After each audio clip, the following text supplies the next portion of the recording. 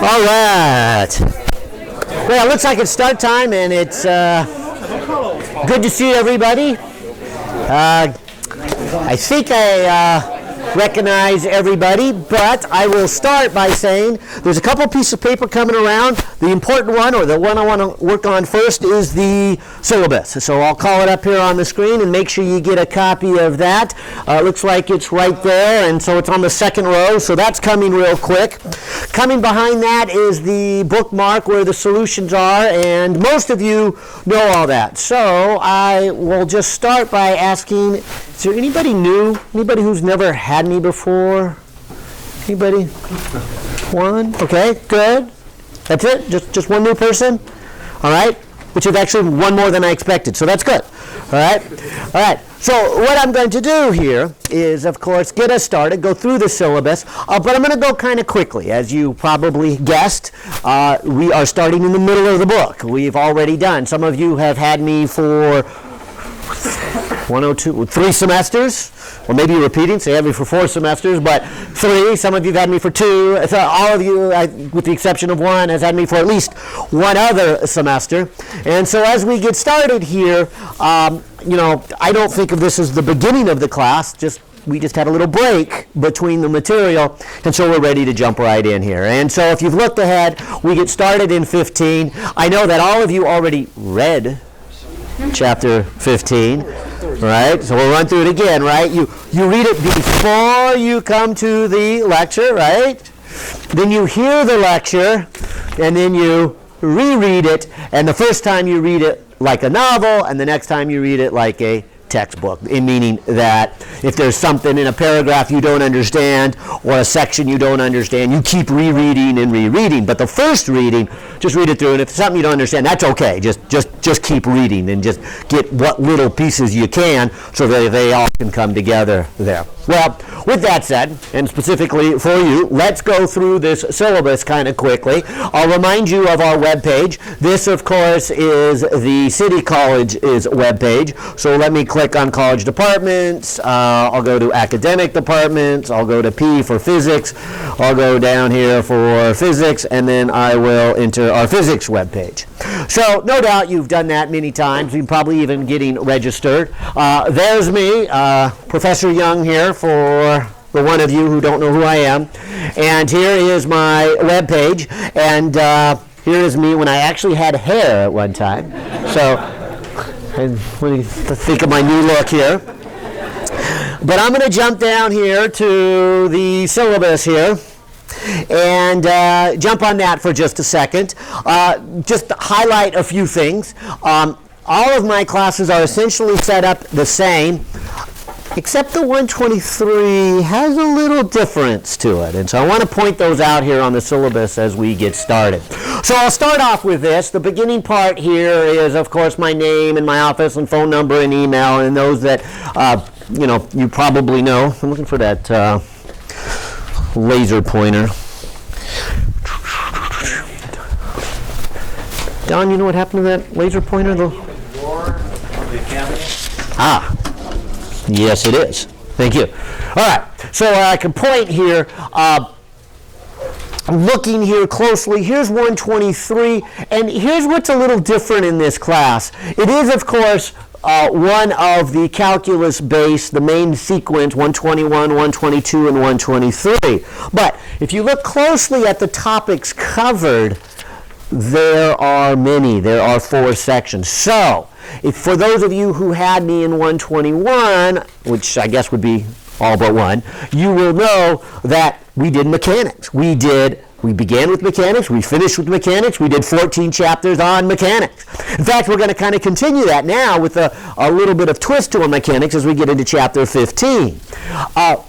Those of you who had 122 know also in 122, here's what we do. We do electricity and magnetism. We start with electricity and do more electricity and more electricity and then magnetism and electricity and magnetism. But this class is where it's a little different, and that's what I wanted to point out. We're going to have topics. We are going to do mechanical waves first. I should say oscillations and mechanical waves. Then we will completely switch gears and go into thermodynamics.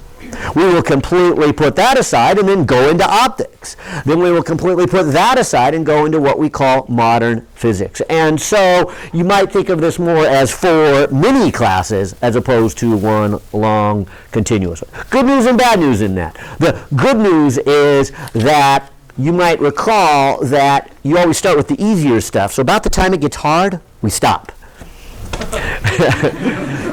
Right, so it won't be like chapter 10 or 11 in 121. We won't get that far. Now, you'll do that next year when you transfer and you take it as an upper division class.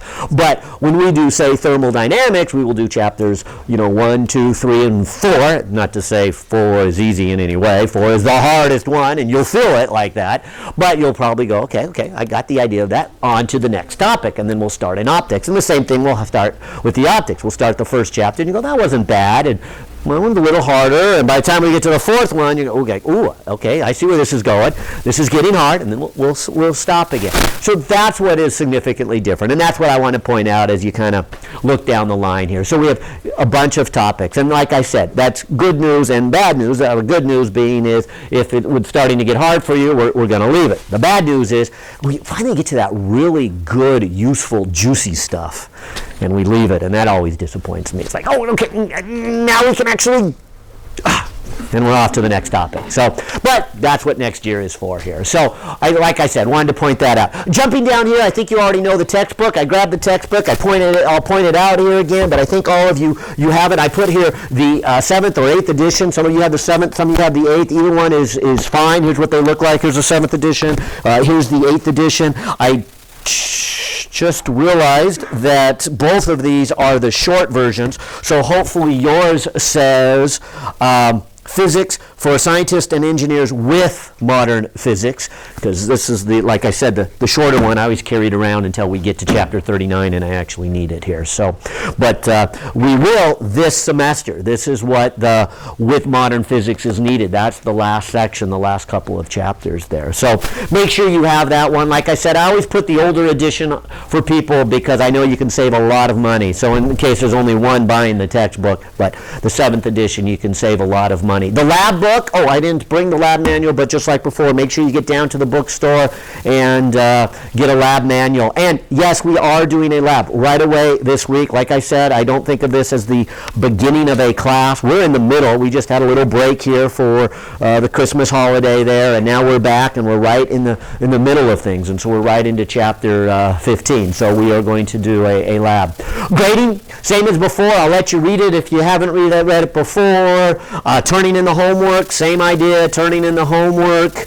Additional help, if you find yourself struggling, again, here's that additional help. Here's the 199 class. There it is with Dawn. If you spent a semester not in the 199 class, hopefully you realize that was a mistake on your part. So get to know Don. Go see him on a Friday afternoon. I brought some ad codes for anybody who hasn't signed up for it. So at the end of the day, make sure you get into that 199 class. I'll invite you to come talk to me at the end. I want to talk to you about the 199 class.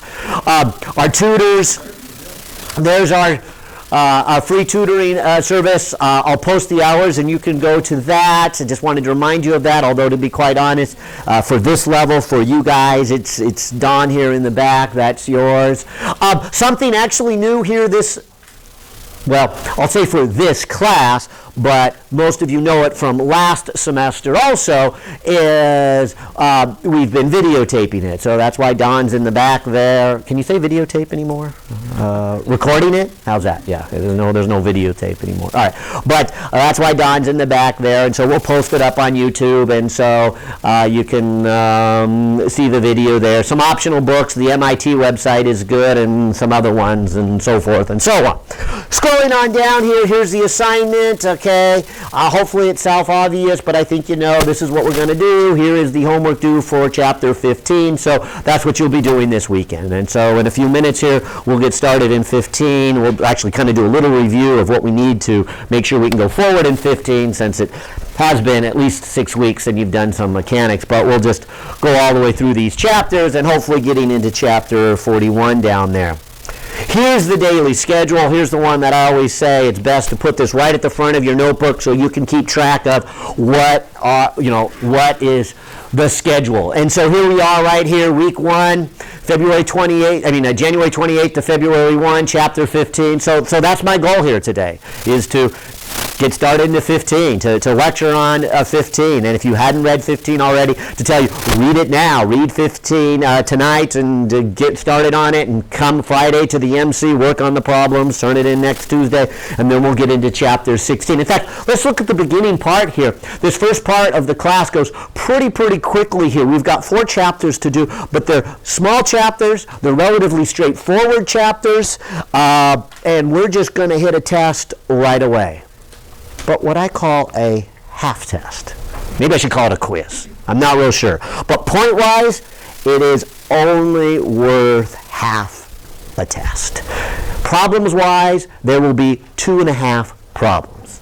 All right, there'll be 3 problems because there'll be an easy one and then 2 problems. All right, so there'll be the 3 problems. And we won't have the whole 2 hours to do the half test. We will just take the first hour to do the half test, okay? So it's just a little bit of material. But again, since we're going to leave that material, I didn't want to incorporate, other material onto another test. So the best way to handle these 4 materials we have is to put this stuff, which I call test half, and count it with the other little bit of material we do down here with modern physics. Is your other half test. So at the end of the semester, you will take another half test, or quiz, however you want to look at it, but it's worth 50% of a test, and that's my point.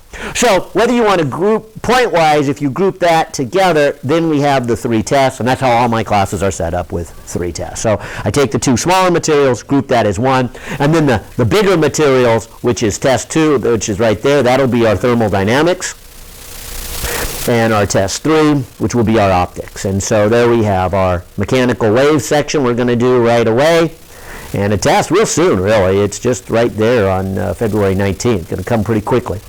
And then our thermodynamics, then our optics, then our modern physics, then our final exam, and then summer break. But we won't look at that quite yet here.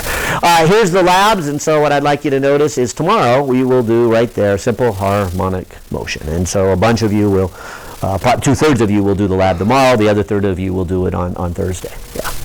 What's the lab week time? To be announced. Okay, there's a couple things going on that I needed some flexibility in the scheduling, so I put that there.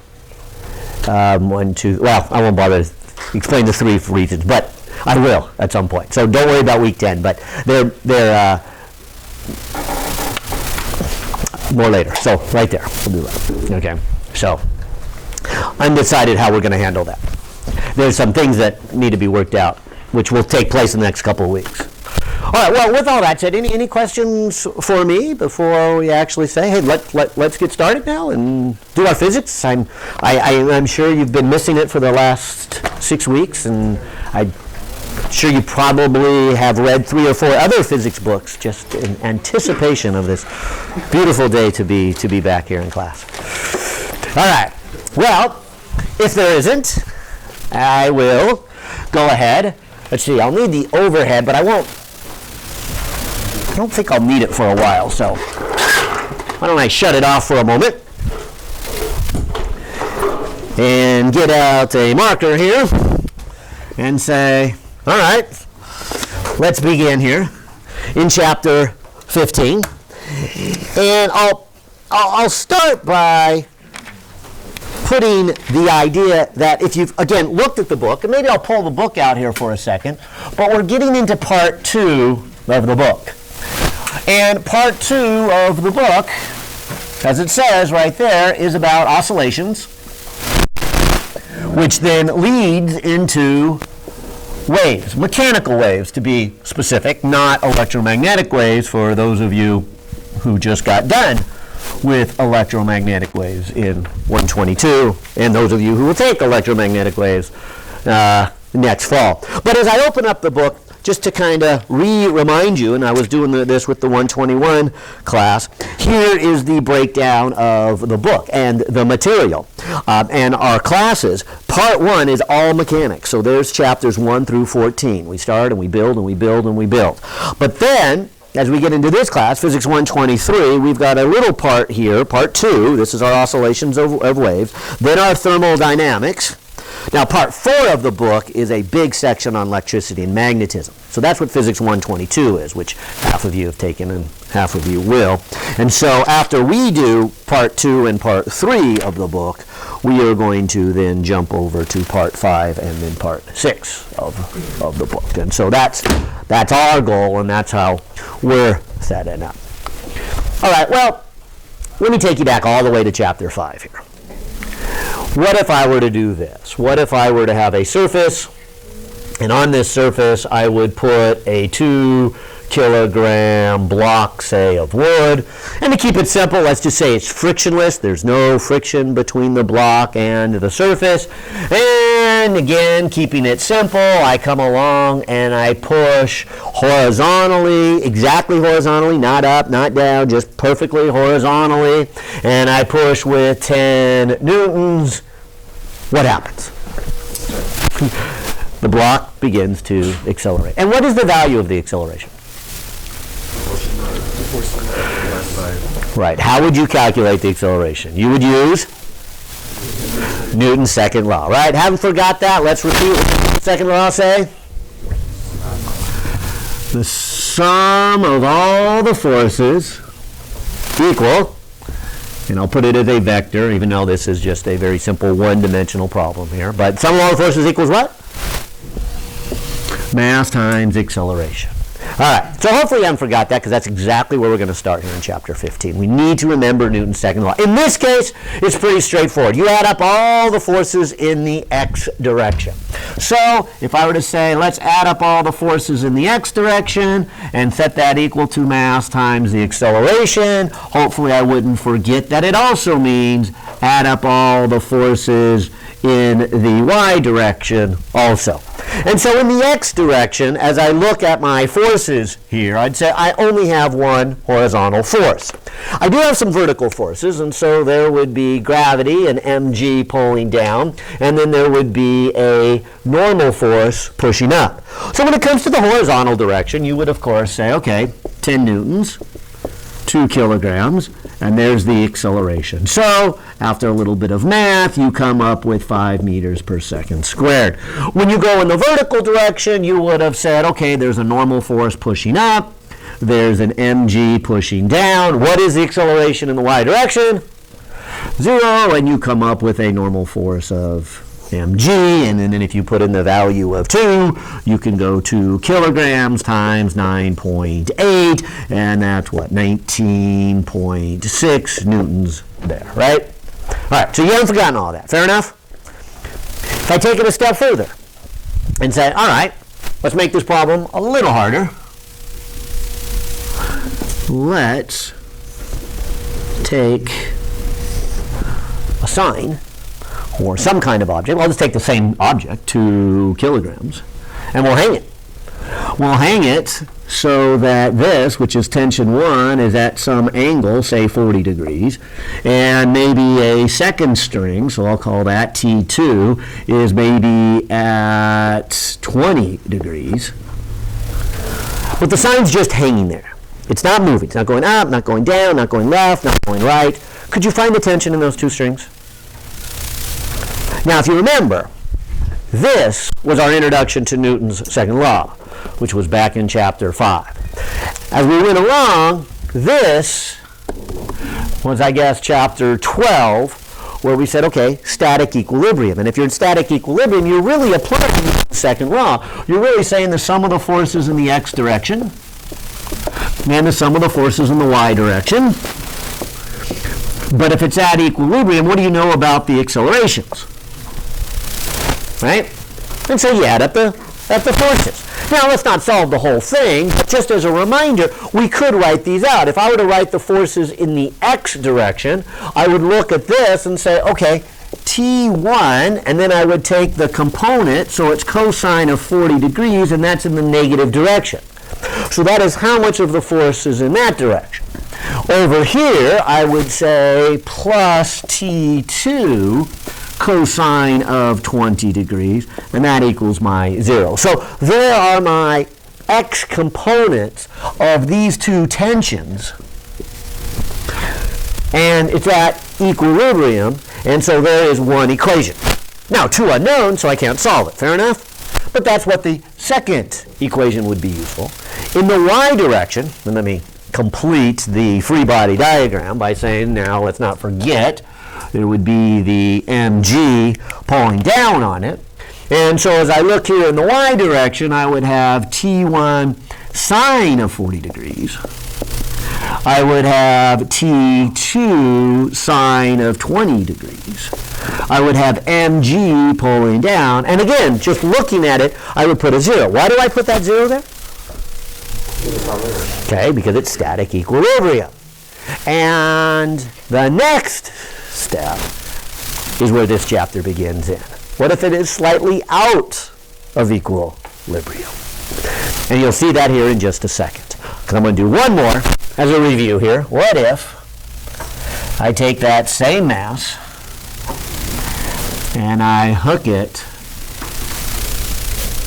to a spring? And so you've probably noticed already. Here's a spring. Here's a mass hanging from the spring. I will start with it stationary at equilibrium. So what do we know? The sum of the forces in the y direction equal 0, right? Why 0? Right, because it is at equilibrium. Because technically the forces always add up to equal ma, right? Doesn't always come out to be 0. It only comes out to be 0 if it is at equilibrium, right? And this is. And so here is at equilibrium. If I draw my free body diagram, what forces are on this object? Gravity. All right, so there's the force of gravity, mg, and there's the force from the spring. And there's my question for you. Do you remember how to calculate the force from a spring?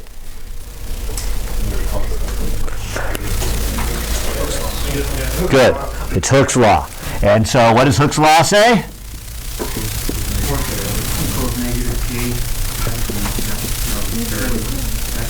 All right, so there is Hooke's law that we came across, I guess, in chapter 7 for the first time, and then we used it in terms of energy, 1/2 kx squared, when we did the energies in chapter 8. And so that, in case you forgot, is Hooke's law. The force you get from a spring is related to K. What's K? Yeah, what we call the spring constant, right? And what's X? How much the spring has either been stretched or compressed, right, from its, natural length, right? And so you have a natural length to it. So X is measured from that. So if I had a spring that was this here, now I'll use this one, it's a little longer and a little easier to pull. But if I were to take this spring and I were to pull it, then it would, I'd be pulling it, say, that much extra, that's my X. And then it would have some kind of constant based upon this spring, the stiffness of it, the material of it, and say, okay, it's pulling back. That's why the negative is there, right? Because if I pull it this way, which way is the force? Negative of that, right? What if I were to push the spring in? So my X is that way, right? Which way is the force? Again, that way, right? So the force is opposite, there's the negative, of whatever I stretch or compress. So it's opposite of my X. And that's what I wanted to make sure you saw up here, or at least remembered here. Because as I write this out then, I would say, all right, I have gravity pulling it down, there's minus mg, and I've got the spring And the spring is, I guess, pulling it up, but the force is minus kx. That is equal to 0. Or is it plus kx?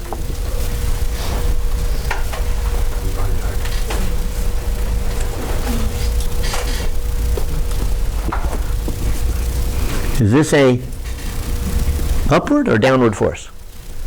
Upward because it's resisting gravity. This way. All right. Fair enough here. So, if this is my spring, right, and I call this x equals to 0, what direction do you want to call positive and which direction do you want to call negative? From this context, in this context, I think we put it down to be positive because we have a negative number to be mg right here. What have I done? We put a negative number to mg, so therefore gravity has to be set to positive. So therefore we put an x down negative to positive. Okay, so we're back to physics 121, right? We're back to that point of be careful. You need to make a origin, a wise choice of your origin, stick to it, and if you realize I have made a choice. By writing down an equation, I have chosen that. It's what I've said to you many times in Physics 121. You have that freedom of choice. You can call down positive or negative, but once you make that decision, you have to stick with it for the rest of the problem. And so I asked you, do you want to call down positive or negative? I have made that choice already, haven't I? And it's easy to forget that. But when I said negative mg, and again, I'm implying g is a positive number as we did in 121, aren't I implying that this force is down? All right. So now I ask again, should I put a positive kx here? Yeah. Or should I put the negative kx? So you guys all seem to be convinced the force has to be up, right? But do you also notice that this x is a negative number the way I've set it up? Right? When this weight is not hooked to the spring, what is the natural length of the spring? Okay, so that is x equal to 0, right? We can't choose it. It's chosen for us. Isn't that what Hooke's law said? Isn't that why we went through all that stuff in Physics 121? Right? The x equals to 0 is defined as the natural length of the spring. So there's the natural length of the spring. And I have chosen down to be negative. And so this is a negative value of x. And so I claim that the negative kx is not only correct, but necessary, because a negative kx, where x is a negative number, gives me what for the overall force here? So don't be fooled by that. Watch your signs. And I point that out here at the beginning because I have seen students make that mistake semester after semester after semester after semester. So what I'm really getting at here, now that we can actually start chapter 15, is remember Newton's second law, right? Sum of the forces equal ma. I'm going to use that. Also, remember this. Hooke's law. The force is minus kx. And it can get a little confusing about the minus sign because the x has to be positive and negative. But I wanted to make sure you saw that. We did all that before. Granted, it was 6 weeks or more ago, but we did that. Because here now is where we start. Here is the beginning of chapter 15. Here is where we are going to leave equilibrium and say, now that I have a spring, what happens if I tug it beyond equilibrium and let it go? What is the position, the velocity, the acceleration, the momentum, the energy? I won't say angular momentum. But all those wonderful mechanical questions we asked back in 121. Could we answer those? And I think we can. In fact, we're going to start a little easier than this. And so the vertical one is a nice one to visually see, but calculations, horizontal ones are a little bit easier. So I have kind of a spring. I don't know if you can see it. It's just some metal pieces, and they stick out. And we'll think of that as being a spring. And this, then, is the equilibrium. We don't have to worry about the effect of gravity. That's why I said, let's start with a horizontal one. Then we'll go to the vertical one. But the horizontal ones are usually a little bit easier for students to see the first time. So I'm going to make a surface, call it frictionless, put a block here of mass M, and hook a spring with spring constant K attached to the wall.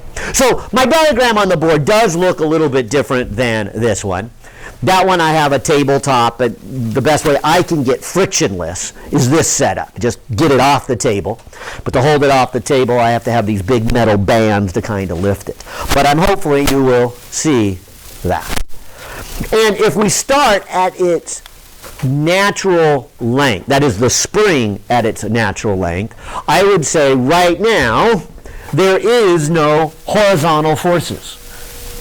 And so I know there's vertical forces, but let's not even pay attention to those. There would be a normal force pushing it up, and there'd be gravity force pushing it down. But in terms of horizontal, let's just look, as we get started, at the horizontal motion. What would happen to this if I came over and I pulled it so that the spring now is extended a little bit?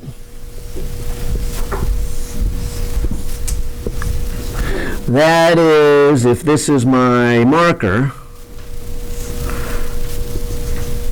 I have pulled a distance x.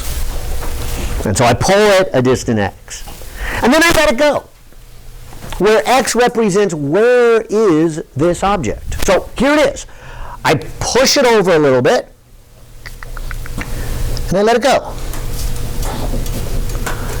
Then you can see it rattles back and forth, right?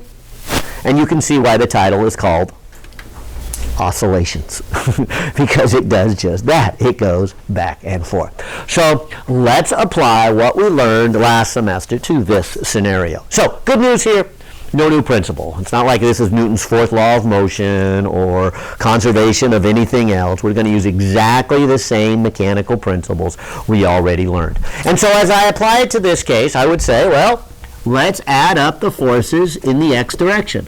That gives me mass times acceleration in the x direction, right? And see what we come up with. All right, so what are my forces in the x direction? Well, I only have the spring, right? That's why I chose to do a horizontal spring instead of the vertical spring, because then I would have gravity. We'll do that next. But for this one, it's just minus kx, and that equals to ma. Can you solve that equation?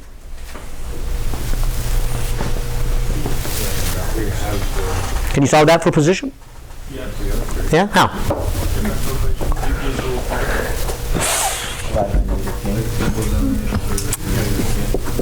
All right, I heard a bunch of good answers. Let's start with this one. So that's all for x? Not really. This is the same problem we had in Chapter 6 with air resistance. What's wrong with this one? It's not that I made a math mistake.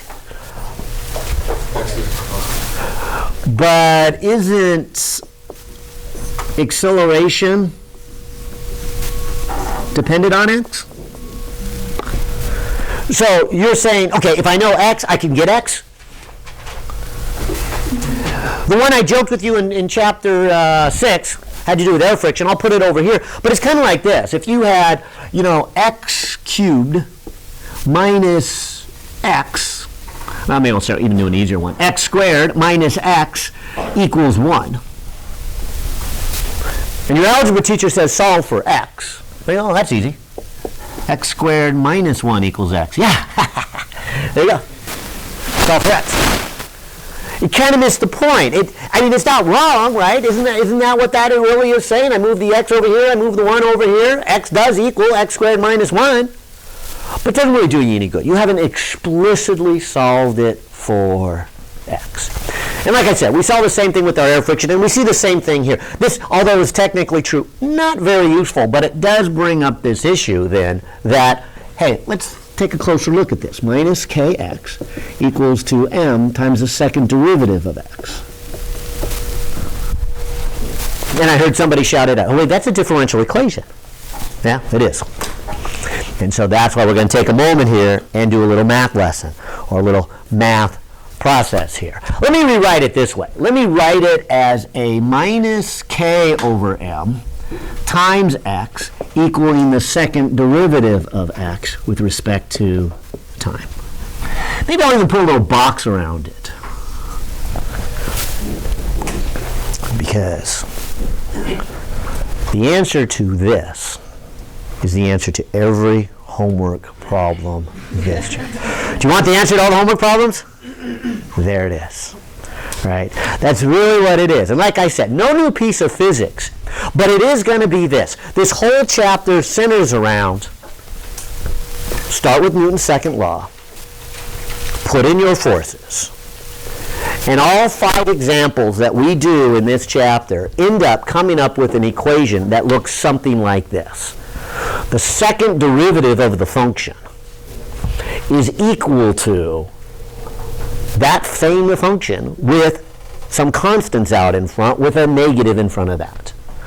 Right? And this is, like I said, the first one, the simplest one here. And this might be an equation that you don't know how to solve yet, because differential equations is, in this school it's math 220. And so some of you have not had it. I would suspect many of you are probably in that class right now. Fortunately, this is not a hard one to solve. This is the easiest second-order differential equation we can solve.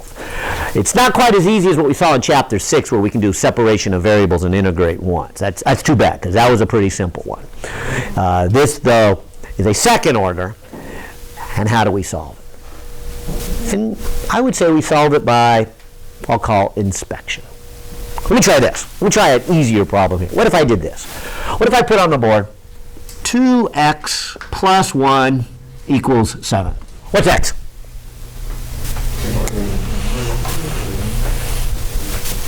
3? How'd you get 3? I would say you probably did it more by inspection. You read it more than you did the math. You said, okay, look, I've got some unknown number. I'm going to double it and add 1. Well, let's see. That's probably somewhere around 3, right? Because 3, you double 6. Oh, yeah, 3, right? Now, I doubt if any of you went through the same thing you did when you were in 9th grade.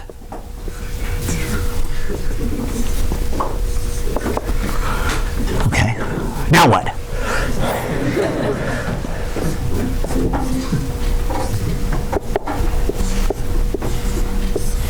Oh, it's 3. You didn't need to do that, right? You're familiar with how algebra works. You've done it enough that you can do some of these simple algebraic problems with inspection. You got the gist of what we mean, and we've done the problems enough that you can really inspect it. Now, you're not quite as familiar with calculus as you are with algebra, so I'll help you through this. But I think we can do the same one here. We don't need to learn any fancy high-powered math techniques here. Just give us some thought. What could you take the derivative twice of and end up back with the function? Yeah, first thing pops in my mind is a sine. Thinking, what's the derivative of sine? Cosine, what's the derivative of cosine? Negative sine. I'm back there with a sine. And better still, I'm back there with a negative in front. Yay! Isn't that what this is about? Sine. How about cosine? Take the derivative of cosine, what do you get? Negative sine. Take the derivative of that, what do you get? Okay, you get the same negative with the cosine, right? And so you get negative cosine. You get negative back where you started. Yay! Oh, hey, that's looking pretty good. How about e to the x? If you take the first derivative of x, what do you get? Ooh, that looks good. Second derivative. E to the x. I'm back where I started, right? Except I am missing something in that one. I don't have the negative, right? Okay, so the sine function seems to work great. The cosine function seems to work great. The e to the x almost looks great. I mean, it does in the sense that if you take the second derivative, you get the function back, but it doesn't give you the negative part of it. So these give you the negative part. This one does not. Ah, okay, so that can't be an answer. Anything else? Or how about e to the negative x?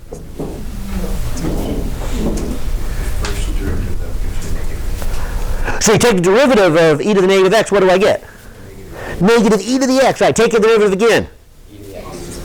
Oh, I get another negative. Those two negatives make a positive.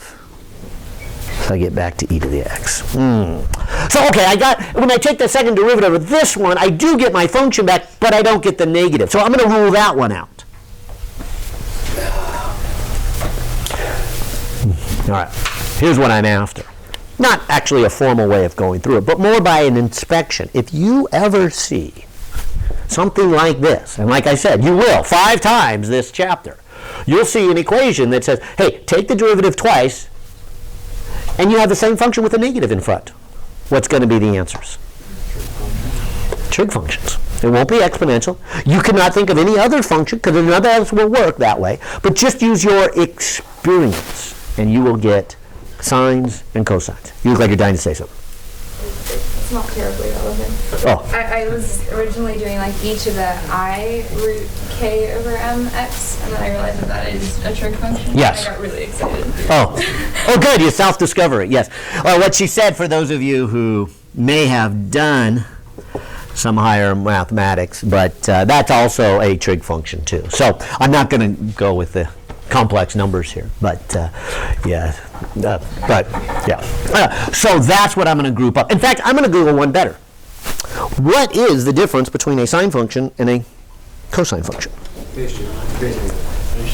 So it's just a phase, right? I mean, if I were to draw a picture up here,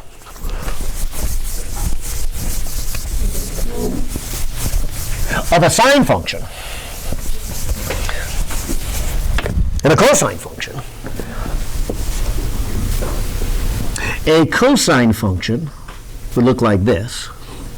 So if this axis is, say, time, and this is position, as this thing rocks back and forth, this looks like a cosine of time. A sine function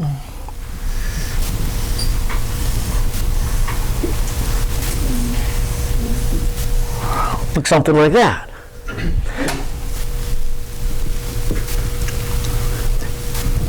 Can you make a sine function and a cosine function look the same?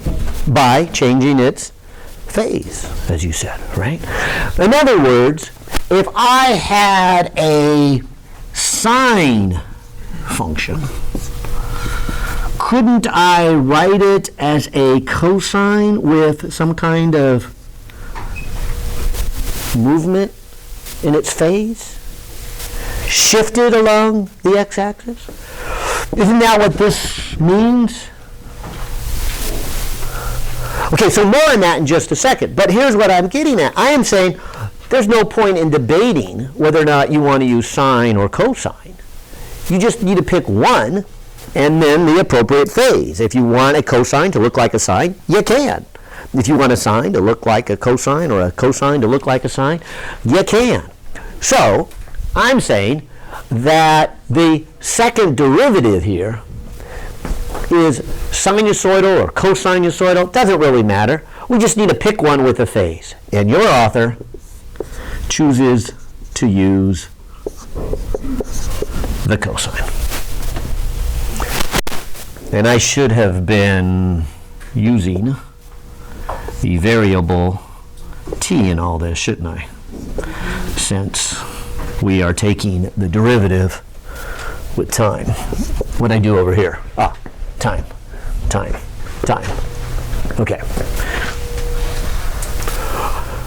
All right, so quick review here. Newton's second law, right? Write out the forces, we come up with this equation. Now let's solve this equation. And I think we can. Now that we've talked a little bit about our derivatives and our trigonomic functions, I claim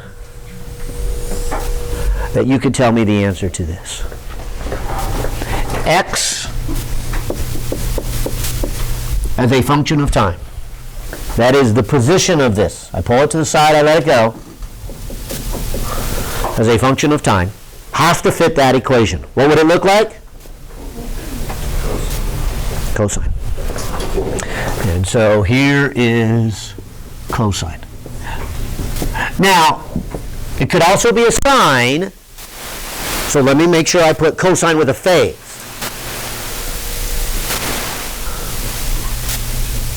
But that's not quite done. What explains this out in front?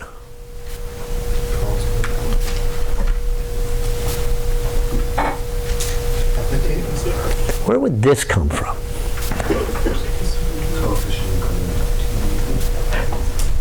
Right. I heard both of the answers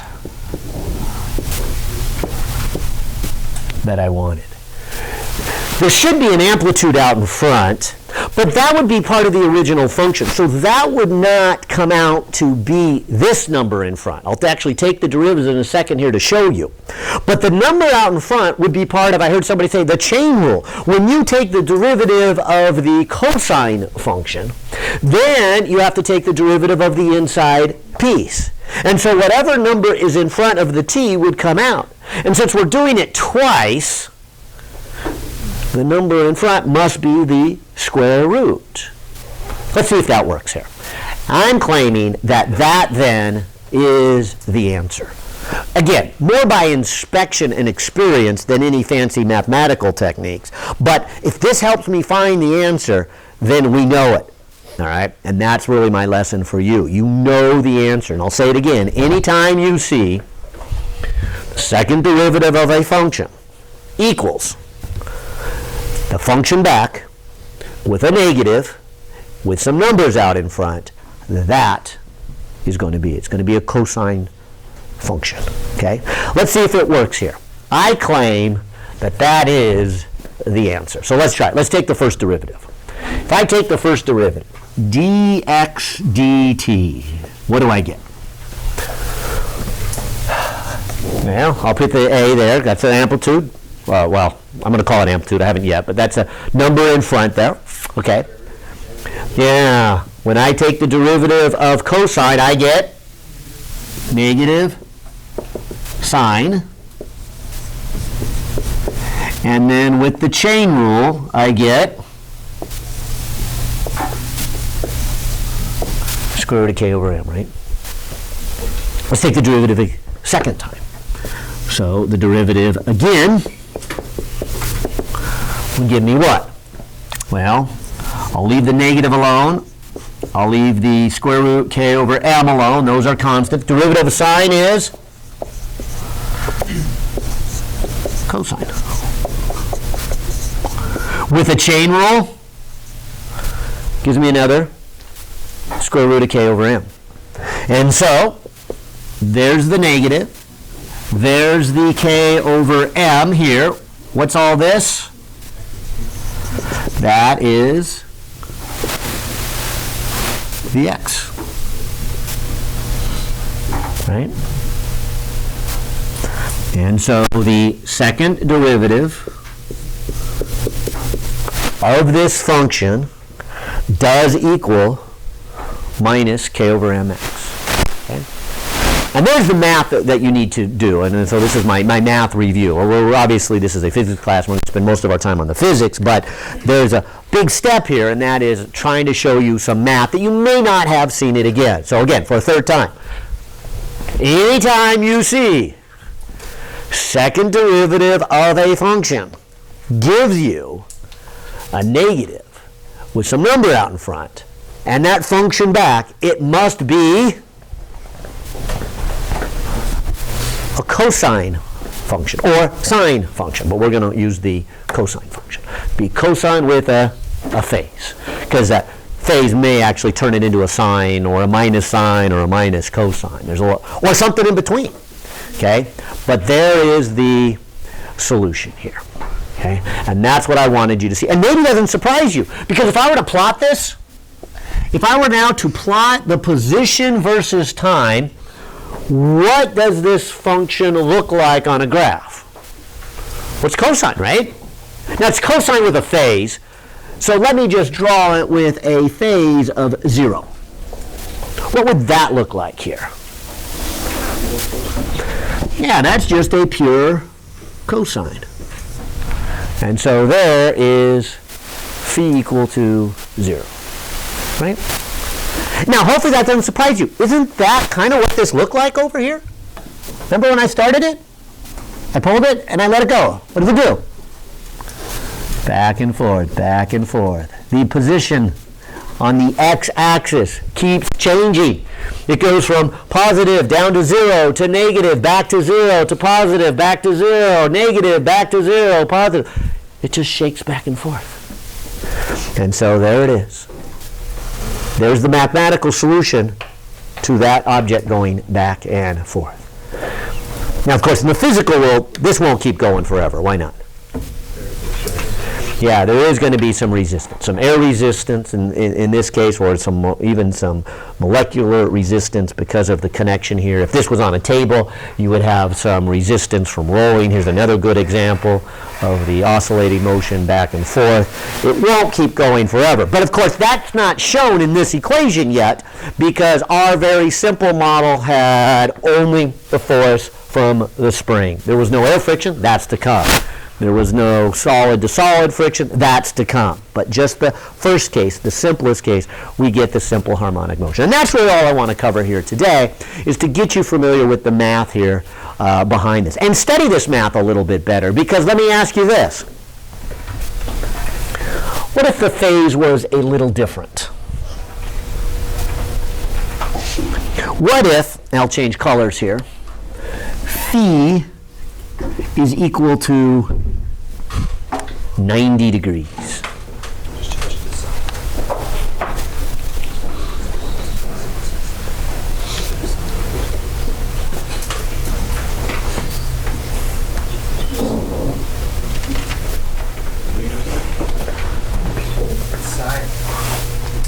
Is it sine or is it cosine? I mean, or is it minus sine?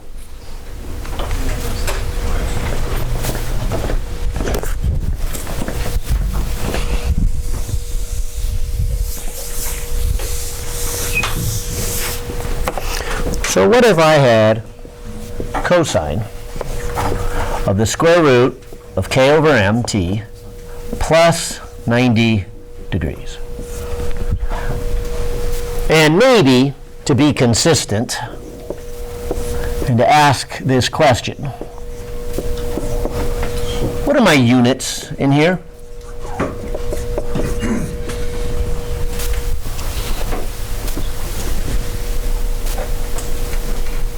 What are the units for K? Okay, so there's newtons per meter. What were the units for mass? Kilograms?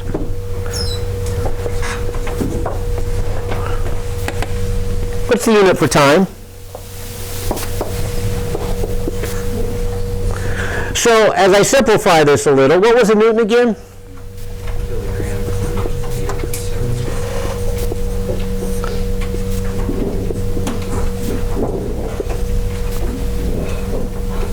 See that meter cancel there? See that kilogram cancels? So when I take the square root, what do I get?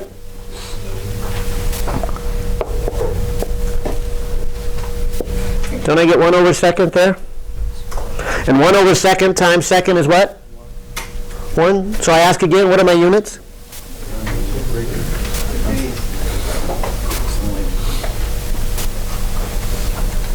Degrees or radians? Radians. Remember doing this in chapter 10? Remember, radians is not a real number. Radians is a real number. Radian is not a real unit, right? It's something we throw in for clarification. Remember when we did our rotation, we said the definition of an angle in radians is when you take the arc length and divide it by its radius. So anytime you end up with no units, it means you're talking about what? Radians.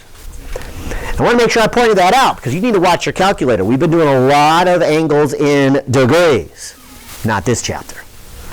This chapter, we're going to do them in radians, like we did with the rotational motion stuff here. So although I said plus 90 degrees, I probably would be better off to say pi over 2 radians. Fair enough? All right, now let's keep going with the question I asked. This is the cosine of 2 angles. Maybe remember your trig identity. What's the cosine of A plus B?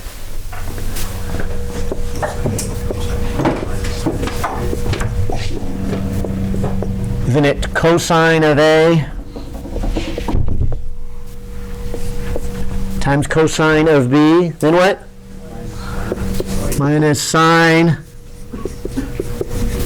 of A times sine of B. Look familiar? If you forgot it, where would you find it? Yeah, I'll take Google, but that's not what I was after. Appendix B. Right? Remember all those wonderful math things in Appendix B? It's got all of our trig tables. It's got our integral tables. It's got a trig identities. It's got our half angles. We want to go back to that. Good question? No, not for the cosine. Should be a minus. The sine A plus B. Easy to forget, so Appendix B.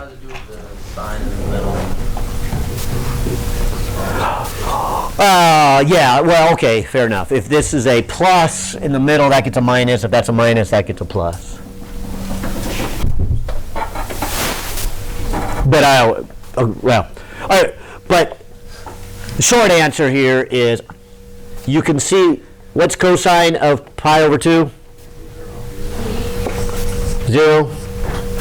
What is sine of pi over 2? 1. What do I end up with?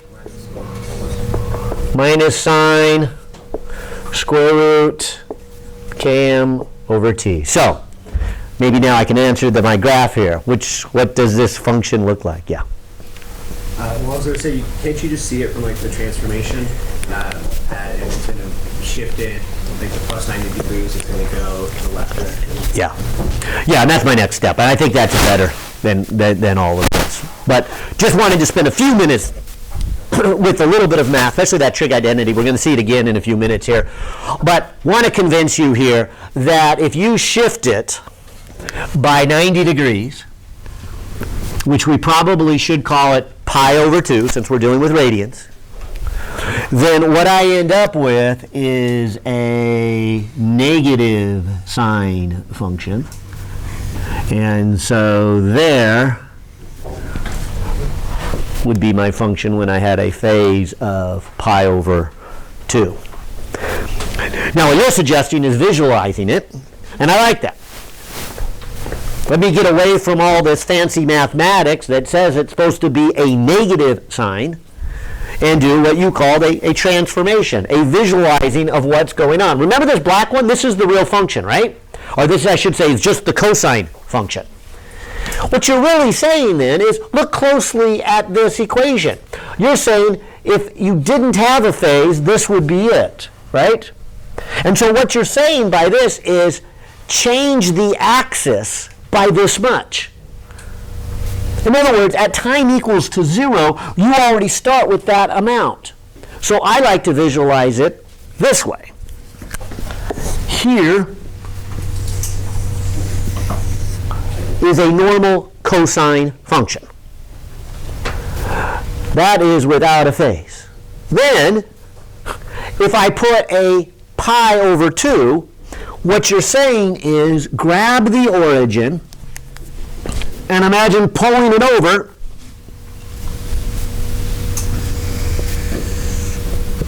pi over 2. Because that's what this little part is doing. This little part is really saying start your origin at a beginning location. So again, imagine grabbing the origin here and pull it over. And so that's how you begin. So what's that one? See how it goes down first? So it is a negative sign. Keeping that visual in mind here, what if the phase angle, I'll jump to a different color, I'll jump over here to blue. What if the phase was a negative pi over 2? Yeah, and maybe I should have drawn part of my cosine function back here. But if you can imagine grabbing the origin and pulling it in the negative direction, or if you like the mathematics, if you put a negative here, that would make this a positive, which would make that a positive. And so you would have a function that goes up like this. And again, you can see I'm spending a little bit of time, more than I usually like, talking about mathematics.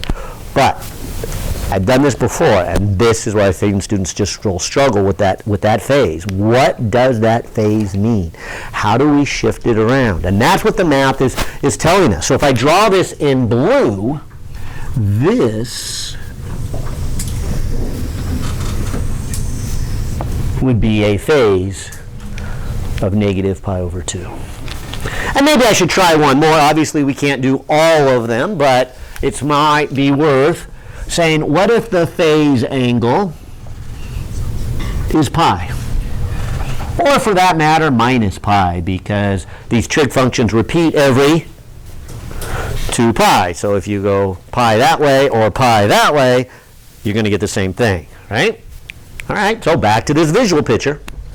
If I were to grab it here and pull it all the way to 1 pi, wouldn't I be pulling it to here?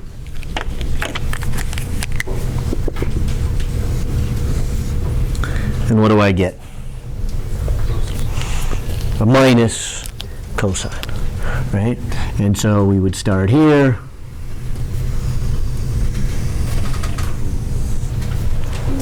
And have that, okay? So there's your math review, if you will. That's what that phase angle can do. Let's do it in terms of physics. So, quick review here. Let's see. We start with a very simple idea, forces. We add the forces together, we get this equation. We go into our math. Our math tells us that this is the solution with some phase. I've spent a while here talking about this phase for a moment. So, taking it to the real world, if I were to pull it in the positive direction, as viewed from you, we'll call to the right positive, your right, and I let it go, what's the value of phi in that equation?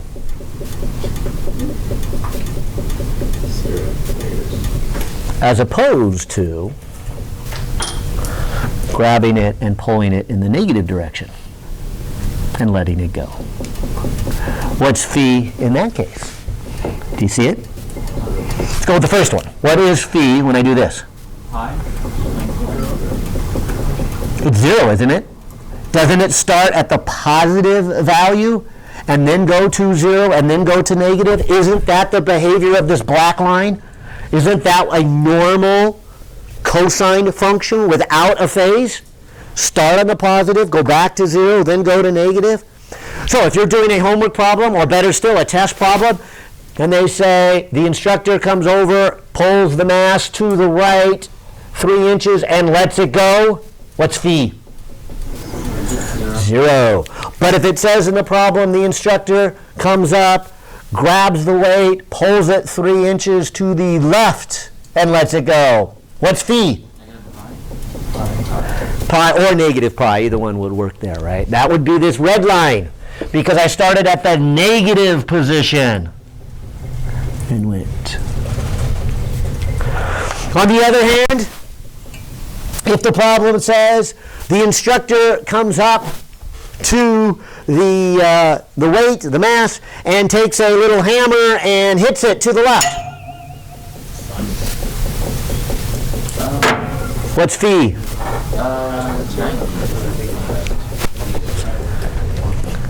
Isn't it that green one there? Right? And it goes down first. And so you can say that it is cosine of pi over 2, or if you prefer, you can say it's negative sine, right? Aren't those the same thing?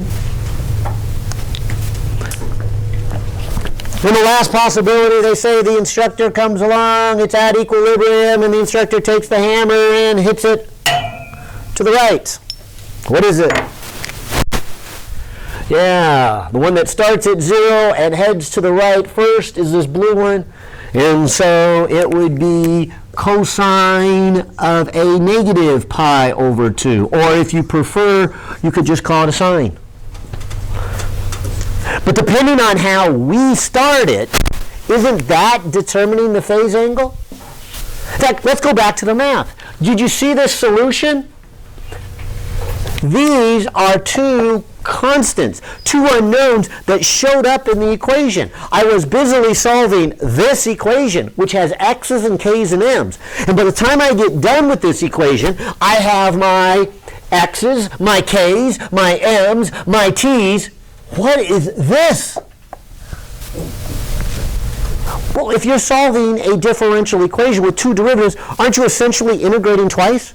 And every time you integrate, you get a constant of integration. So, not surprising that there are two constants in this answer, and not surprising those constants are determined by how did the problem start. They're part of the initial conditions, just like they were back with our accelerations and our velocity in Chapter 6 with our air frictions and our differential equations. We got a constant of integration. And that constant of integration is determined by the initial conditions, what started it. And what I'm trying to explain is the first constant. The first constant is the phase one, and I think it's much harder than this one. Maybe I should have started with this one. But this is the hard one. These two show up. They are part of how did it get started. Did you pull it to the right and let it go? Did you pull it to the left and let it go? Did you leave it in the middle and hit it to the right? Did you leave it in the middle and hit it to the left? Each of those are telling me something about the conditions of how it got started. And they would tell me whether it's a cosine, a minus cosine, a sine, or a minus sine. And that's what you need to pay attention to. You need to make sure you understand this math. And that's why we're spending a lot of time on the math. I told you there was no new physics. There's not even any real new math, but there is a relook at the math you already know, and hopefully re-reminding you so you don't get all these things that you probably haven't done in a while confused in your head, particularly should I be in degrees or should I be in radians? Should the phase angle be 0 or should it be pi over 2 or should it be negative pi over 2? I'm telling you, you can see it from the initial conditions. It's part of the solutions here. And that's where the phi comes into play. How about the A? What would this represent? Yeah, and we call it amplitude. It is really how much this cosine function goes up and down. Because without the a cosine function goes up to 1 and down to negative 1, right? This prefactor in front is going to make it either bigger or smaller, depending on what that prefactor is. So in this picture here, this high point is the A, right? How high up does it go? All right, let's go back to this picture.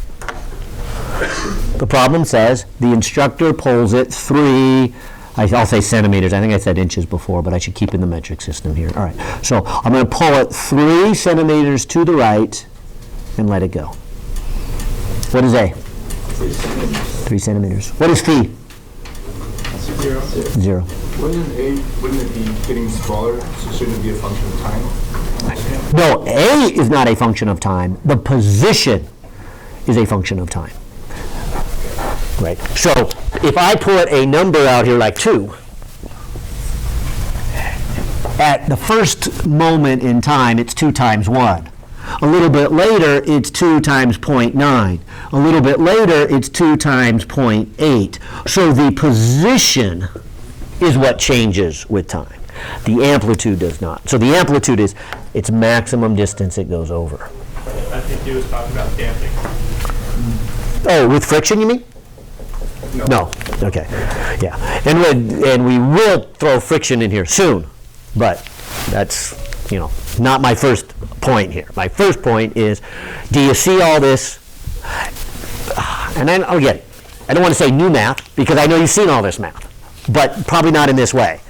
And likewise, not any new physics, but we haven't done our physics applied to this case. So we're just putting it together. We're putting our math together, we're putting Newton's second law together, we're putting it together, and we're seeing what would simply happen if you have something at equilibrium and you bump it. You bump it. You bump it. You build a bridge, and the wind blows. You fly a plane, and the wings rock. You make a molecule, and the molecule vibrates, or vibrates. All these wonderful and important properties that are part of our science and technology. What's going to happen when the car drives on the bridge? The bridge was stable before the car got on it. You know, is it going to fall that the car's on it? And so what does this little disturbance do? And so these are the, like I said, some very important cases where we call it the oscillatorial motion. All right, so let's see what we've done here so far. We started off with simply this, right? Look at all the forces, which in this case was just one force from the spring. We add them together. We set it equal to MA. We get this equation. Equation maybe we've never worked with before, but we kind of solved it by inspection. We came up with this trig function. It's been a while since we did trig functions. So let's look at this answer. Not only are there two constants, we expect that because we are really integrating this twice. There's an A and a phi. So the A is the amplitude, phi is the phase. We can look at the physical situation and get A and phi, right? Now let's look a little closer at the K and the M. Maybe the M. What if I were to change the M? What if I were to take this here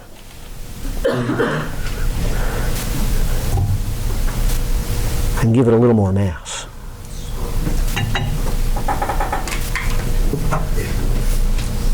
All right, a lot more mass. What would happen? Would it still oscillate back and forth? Yeah, what does changing the M in that equation really do for me? Well, I mean, it's the same force. Okay, Force is the same. so that number gets bigger, right? Which essentially means the number in front of the T gets smaller. So what does that do? Ah, good. So somebody brought up two important words. What's the word frequency? What's the word period? This does have an effect on it. And so, two words that I'm guessing you probably already know, but they're worth defining here. What is period? Time it takes for one full wavelength. Yeah. Well, it's not a wave, so don't say wavelength, but time for one oscillation, or I'll just say one cycle. We'll use the symbol capital T. How much time does it take here? Now, see, do I have another color? Oh, good, I do have a brown. If I were to make M bigger, what would that look like in the graph then? Looking at our math, what does this say when M is bigger? Doesn't it mean this number is smaller? So what would it look here? Yeah, and so it would begin to look like that. Because here's what we know. We know that when these two are together, the time and that number in front, when does a trig function repeat itself? 2 pi, right?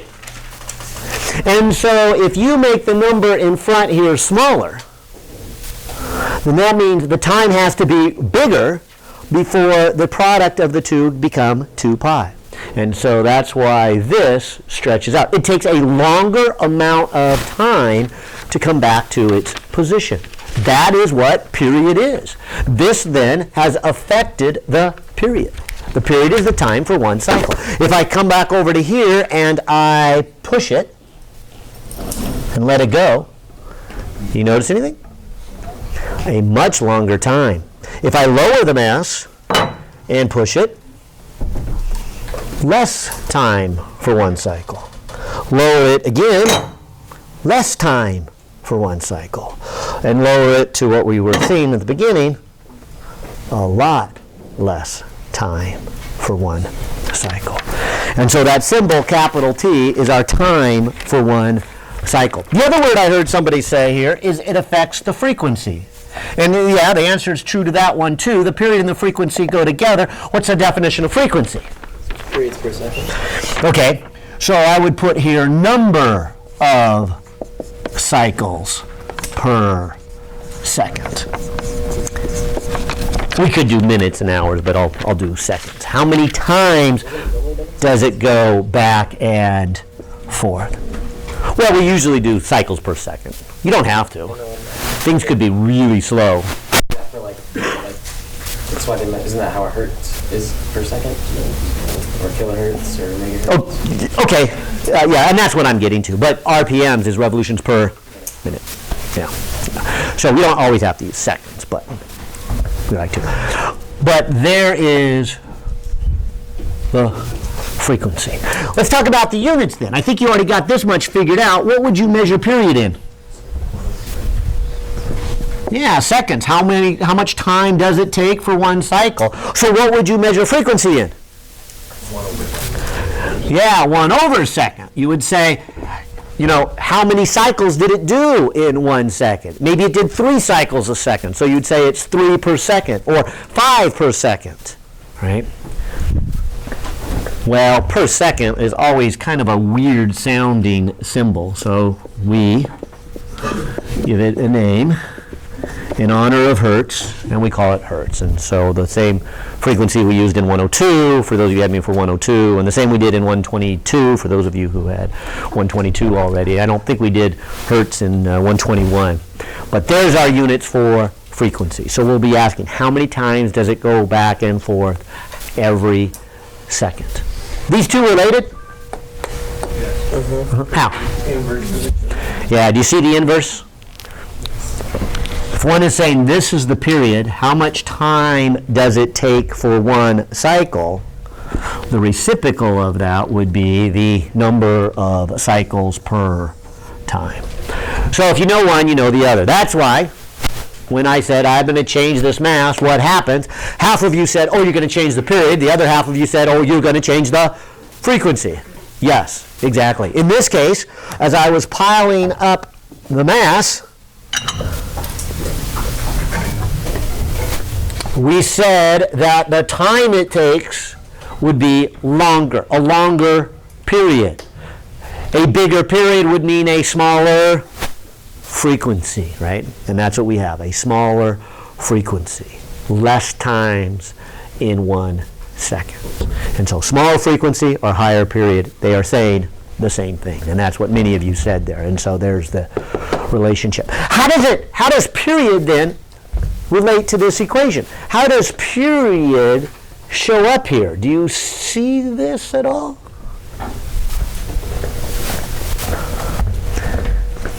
I mean, clearly you must have just saw by the experiment that the period must be related to the mass. But how is it related to the mass? If I double the mass, will that double the period? No? What will it do? It'll be the square root. Why do you say that?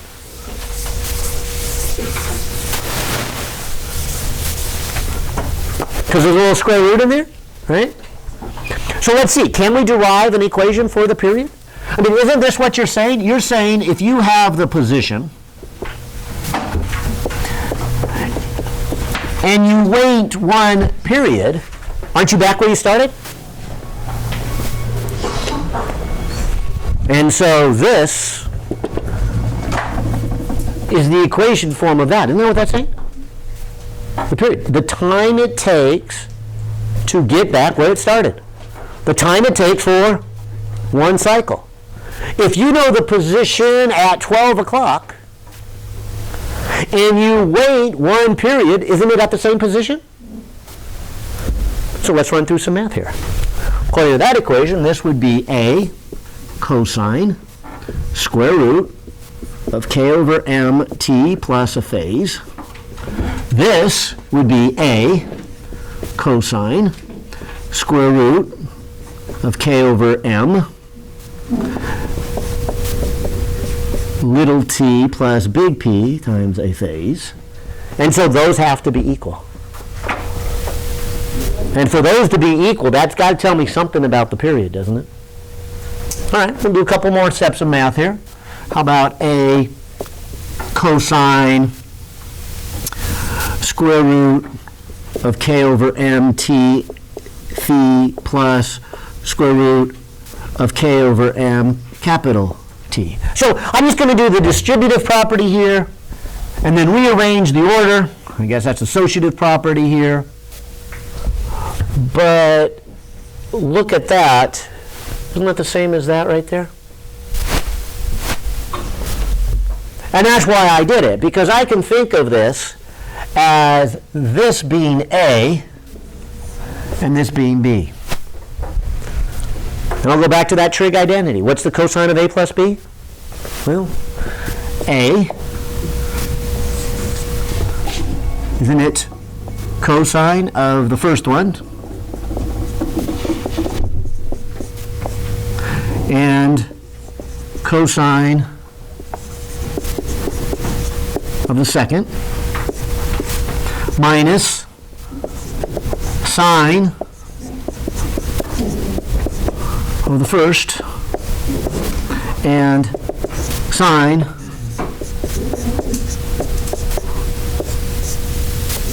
of the second, right?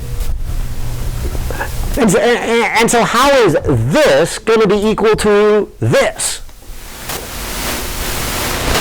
Well, there's certain conditions about t, right? And that's what I'm after. What is the equation for the period? And so as I look closely at this, they each have an a in front. That's good.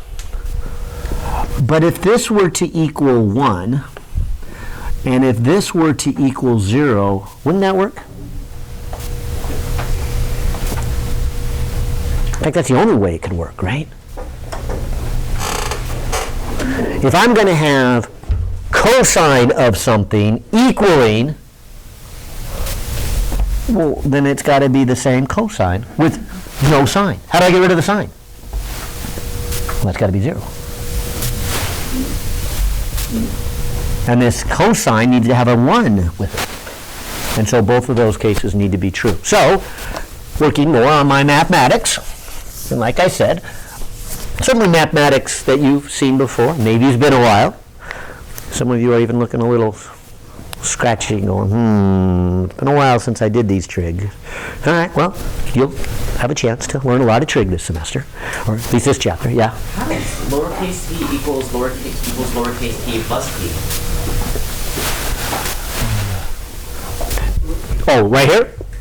No, a little bit below it is you go went from that to the next one, and that means Here? lowercase t equals lowercase, from the first part of the equation to the next part of the equation. Here to here? No, like a little bit more to the left. No, not that one. First one. Yeah. Oh, left. Sorry. You go to the next one, and you wind I up was getting. looking that way.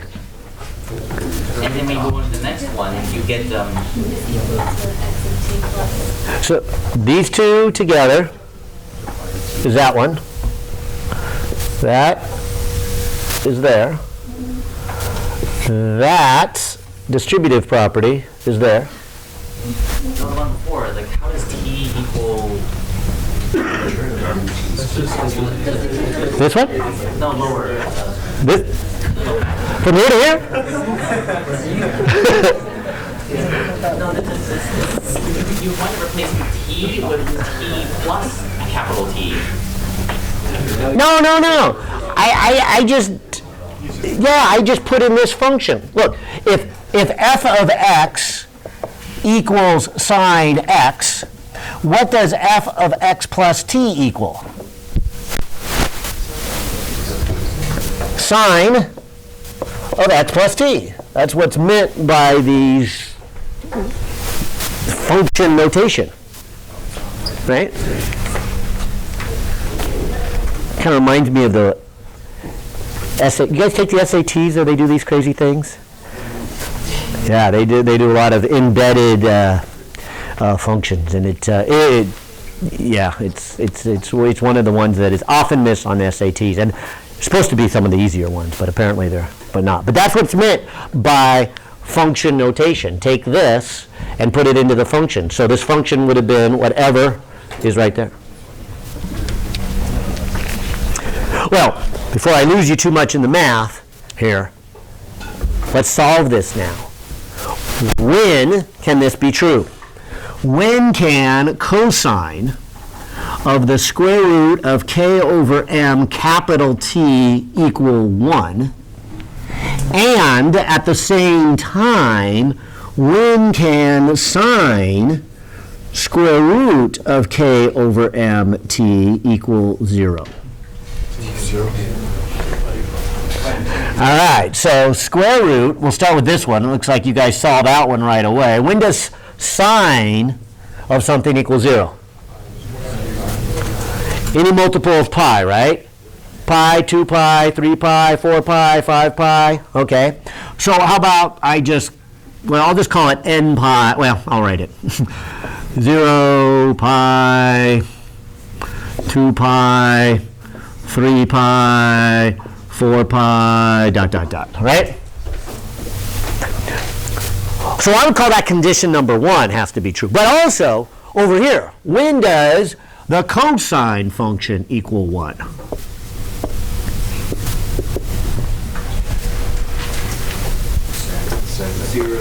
Not quite the same thing, but close. What? 0, 2 pi, 4 pi, 6 pi, ... Okay, so these conditions both have to be true. As somebody was pointing out, if this condition is true, then this one is also true. So this is not any added information, even though it says and, it's not necessary, but okay. So as long as that is true, that one will be true. And so let's come back here and look then at which of these do I want. Couldn't it also be true if k was 0? Oh, sure. But k equals to 0 is, I guess, what you would call in math the trivial case. I have no force. I have no motion. I have 0 position all the time. So here. There's 0. K equals 0. That's just our static equilibrium. And so those are the static equilibrium problems. But once we put a force on it and then bump it, now we have a K value, and now we've got some oscillations. So you want to use 2 pi to copy the first period? Yeah, I would pick 2 pi, and I wanted to make sure you saw why, because the period is defined as the time for one cycle, and more specifically, it's the minimum time for one cycle. How much of the time to get back to there? So obviously, after 2 cycles, it's going to get back where it started. So it doesn't surprise me that an infinite number of solutions show up, because this is saying all the times where it will be back in the same position. 2 pi, 4 pi, 6 pi, 8 pi, of course. But I want the shortest amount of time, so I'm going to pick the 2 pi, write it as the square root of k over mt, and now I get what I'm looking for. This was my question, although it was a long time ago in terms of the math. What is the equation for the period on this spring? There it is. That's the time it takes to go back and forth there. And so the period depends upon the mass and on the spring constant K. Welcome to tomorrow's lab. This is exactly what you'll do in tomorrow's lab. Tomorrow's lab, you will hook different masses and let it rock back and forth and see the period change, see if it fits this equation, and a bunch of other things too there. But that's the gist of tomorrow. There's a couple other things I want to make sure I get to before today's over there. But this is the equation for the period. What would be the equation for the frequency? Yeah, it's the reciprocal of that. So 1 over 2 pi and k over m. And so there's the frequency of it. So again, as you said earlier, once you know one, you also know the other. They are tied together. So I'm going to take the reciprocal of those. All right. Period, frequency. Well, let me put then what we've been doing for the last hour and a half on the board. Here it is. We said that the the equation of motion has some amplitude, which now we know how to get that, right? It's based on those initial conditions. What are you doing to get started? And then it's cosine of the square root of k over mt plus the phi. So the phi and the a we talked about, this coming up with the solution we talked about, and now the k over m we talked about and tied it into the period and the frequency. I'm going to take one more step. One more step is to say, you know, we use the square root of k over m a lot. So let's give it its own symbol. Let's call it omega. And that's supposed to be an omega, not a W. In fact, let's also give it a name here. We call this its angular frequency. Why?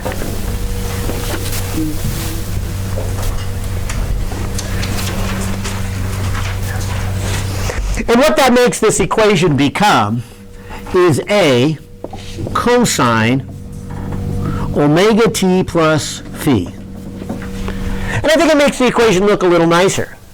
And your author does too. So you'll see omega all the time. The problem is omega buries inside of it the k and the m. And I like the k and the m. The k and the m are telling me one is the force from the spring, the other is the inertia that's resisting the motion. It's those two together that determine the frequency and the period. That makes a whole lot of sense. So you can see up to this point, I always put the square root of k over m. But it does get kind of messy and kind of long, so we replace it. But let's also physically interpret this a little bit. Why do we call it angular frequency? Notice I didn't say frequency? Let me start again. What was frequency? The number of times it goes up and down, or left, right. Right? How many times in a second does it go left, right? What does omega mean?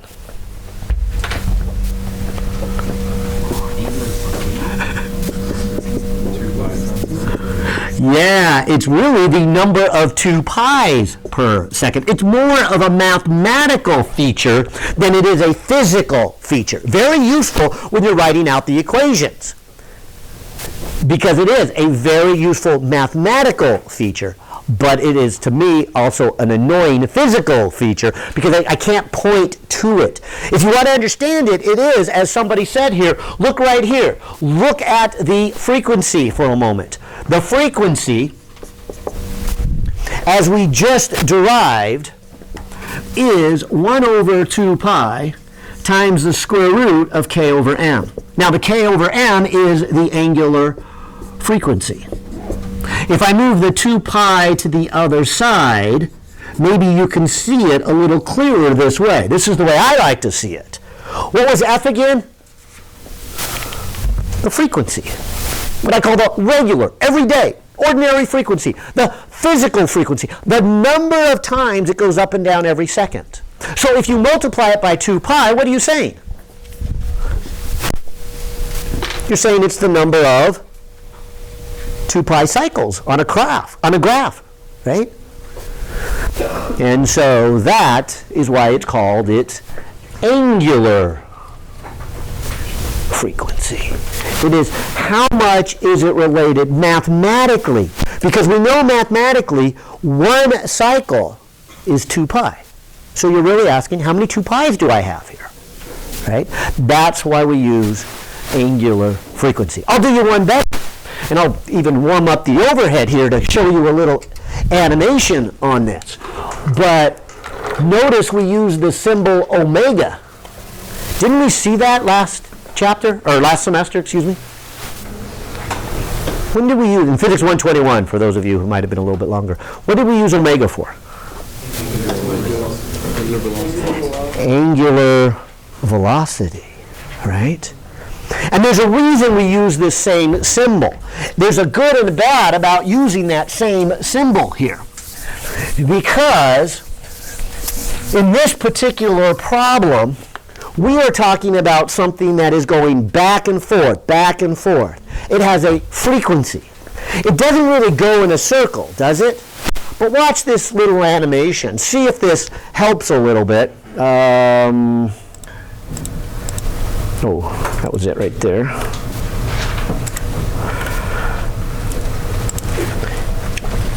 Look at the top. The top is supposed to represent this going back and, that's a little heavy, going back and forth. There's what we are going to call simple harmonic motion. Back and forth, a sinusoidal or cosinusoidal pattern. Look at underneath. Underneath is a circular motion. You might say this is the shadow if there was a spotlight pushing this direction, which in your book, that's how your author has it. He's got a spotlight, although he puts the spotlight up here, and he puts the shadow down here, and he puts a little wheel down here with a little knob, and he said, what would you see on the ground?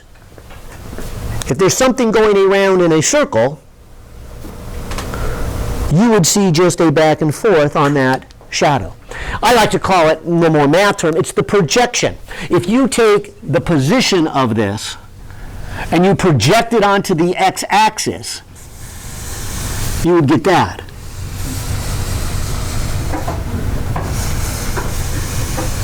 And so not surprising, since our trig functions did come from the unit circle, that the trig functions and the circular motion are tied together here. So, if you want to think of omega as being the angular speed of a wheel that is kind of below the oscillatorial motion, feel free.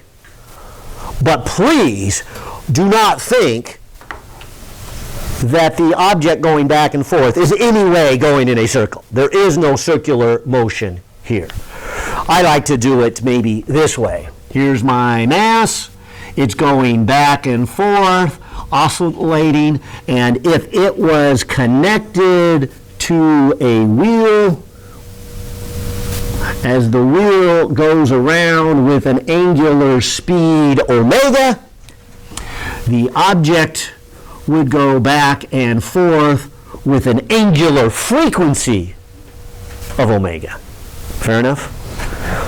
And so the whole idea of using the same symbol is there for a reason. It can be helpful at times, but it can also be harmful at times if you really think that this little thing that goes back and forth went, some angle of 2 pi. That's not what we mean. We mean if there was a wheel attached to it, the wheel would rotate 2 pi when we mean how many 2 pi's. So again, I'll say back and forth. If I were to look at the angle back and forth, there's no 2 pi here.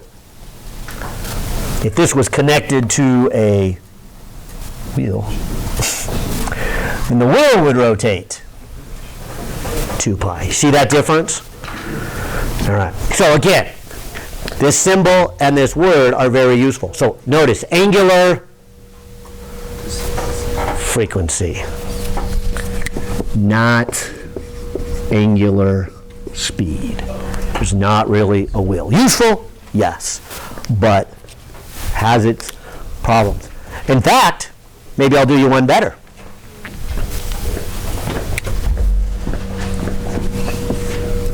Amplitude, what's that? Then how far it goes back and forth? Radius of the circle. Look at that radius of that circle. Isn't the radius of this circle really the same as the amplitude? All right. So this is amplitude. Is the amplitude This the could half distance then? this could be the radius. So the amplitude isn't from peak to peak? No, or what you say is correct. The amplitude. Would be the diameter of the circle then? You said it right the first time. The amplitude is the radius. The amplitude is not the farthest to the left and the farthest to the right. It is not peak to peak as you just described it. If I were to pull this 3 centimeters from equilibrium and let it go, it would go back to 0 and then 3 more the other way. There would be a 6 centimeter movement to here, but the amplitude is 3. Okay, so the amplitude is the radius. So again, this picture can be useful, and often is. But it can also get to some problems. You just got to think of an imaginary wheel hooked to it. The stuff that is 2 pi is not this goes back and forth 2 pi. It's that this imaginary wheel hooked to it rotates 1 circle 2 pi. So the time it takes for this to go back, the frequency, would be the angular speed of that wheel. I was just wondering, is it supposed to be a constant omega? Because it looks like on the animation, it looks like it's speeding up. Oh, it's supposed to be a constant yes, it is supposed to be a constant. But I'm sure there's some jitterness in the playback of the flash animation. Yeah, it does look kind of choppy. All right. Well, like I said, hopefully that helps. Now, again, no new piece of physics here, but let me ask you this. If we now went through, let's see what we've done. We looked at the force from a spring. From that we got an equation. From the equation we solved the equation. And that gave us things like phase and amplitude and angular frequency and period.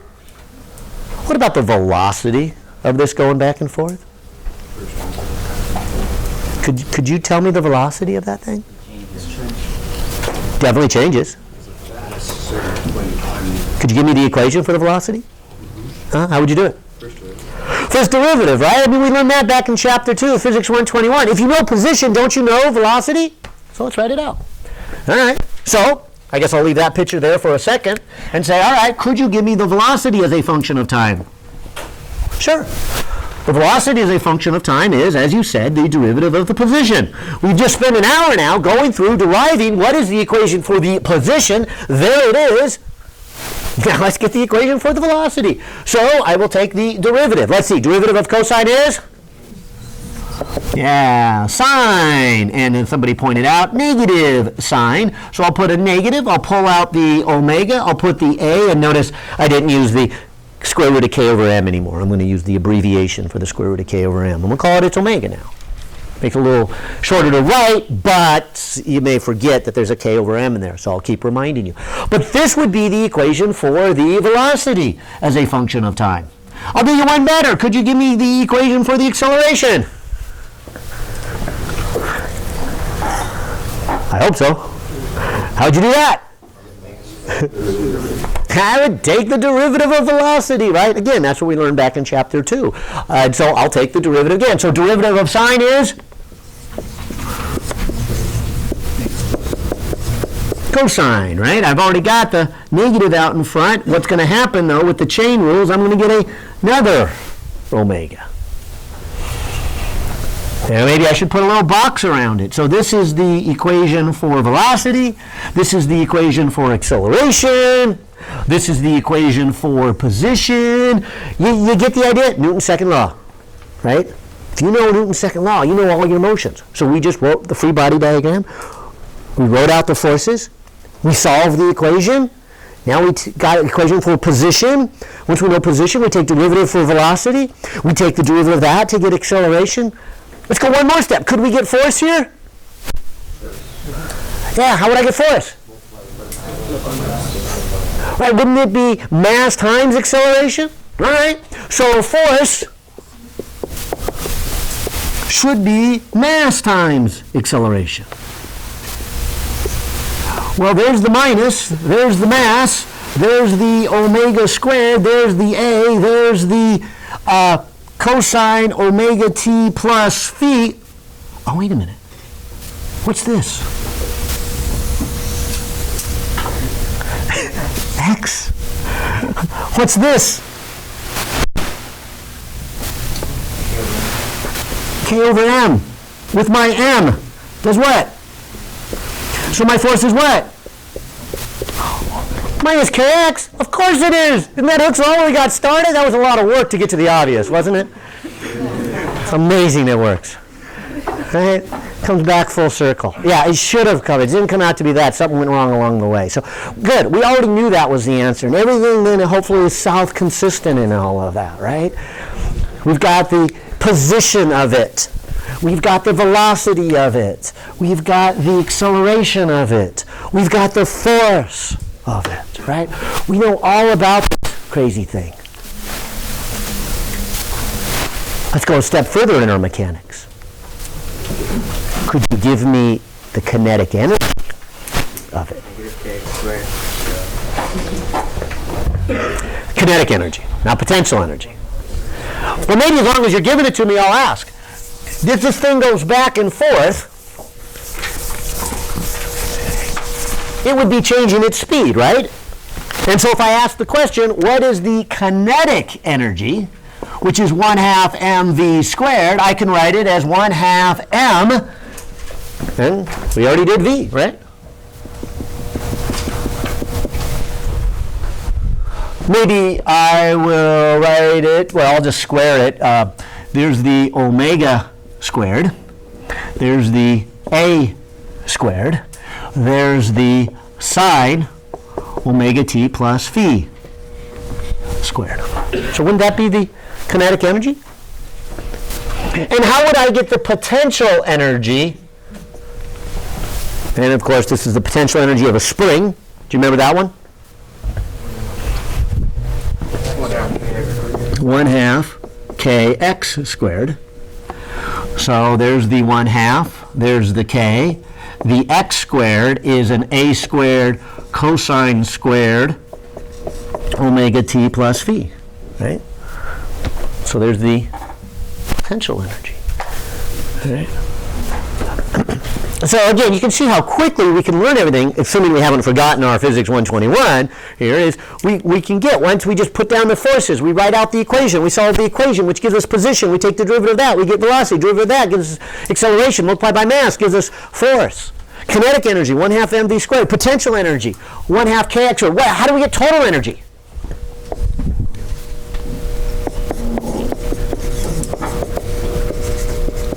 Do we just add the two together? Kinetic energy plus potential energy? All right, so what do we get? Well, here is the kinetic energy. Here then is the potential energy. Again, let's take a moment, look closely. What is omega squared? It's k over m, right? And so we kind of forget that when we use the abbreviation for omega. But what happens when you take a k over m and multiply by an m? Right? And so the m's go away. And so isn't this first part really a 1/2 ka squared? And isn't that the same as that one there? So couldn't I factor it out of each of them?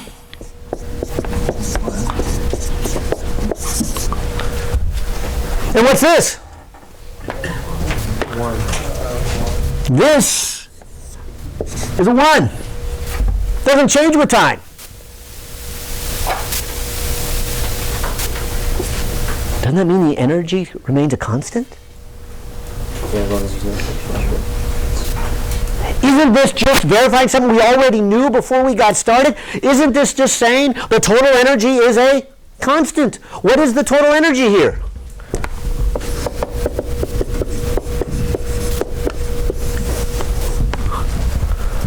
One half ka squared, right? Isn't that what that's saying? And so the kinetic energy keeps changing. That's what the sine function is. The potential energy keeps changing. That's what this cosine function is. But when you put the two together, they change in such a way that when it has kinetic energy, it has little potential energy, and vice versa, back and forth. And so what we get is an energy, a total energy that does not change. And so as this thing goes back and forth, back and forth, back and forth, when it's way over here, it has a lot of potential energy and very little kinetic energy. When it's in the middle, it has a lot of kinetic energy but very little potential energy. And so this is hopefully not a surprise. When we got all the way said and done, we just realized the energy does not change. That's just our conservation of energy. And more than that, didn't we already know that the total energy would simply be all potential when we pull it this way? When we're all the way this direction, how much kinetic energy do I have? 0. How much potential energy do I have? 1/2 k a squared, because my position is at A here. And so it hopefully doesn't surprise you that the total energy does come out to be 1/2 Ka squared, right? That is the total energy. On the other hand, what if the object was right in the middle, right here? How much potential energy would it have? 0. And how much kinetic energy would it have? Okay, all of it. And wouldn't that be its maximum speed at that point? So, we could probably take this a step further.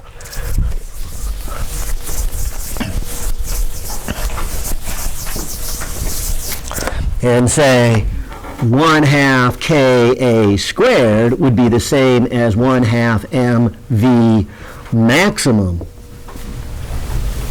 Right?